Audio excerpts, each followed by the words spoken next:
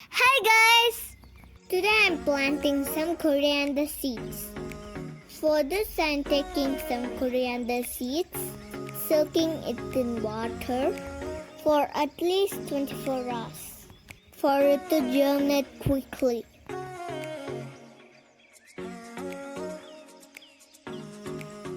Then loosen the soil.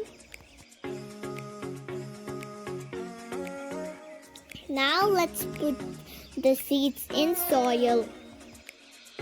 Coriander plants generally take at least 3 weeks to germinate.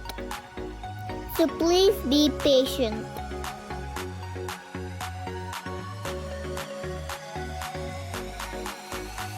Cover with soil now and don't forget to water it. Checking it after a week. After 2 to 3 weeks, there are these tiny little plants. Oh wow, they're so tiny and cute. This is after another week. The growth is good except a few leaves affected by heavy rain. The rest looks healthy and good. So this is how you grow organic coriander leaves at home. Thank you. Bye-bye.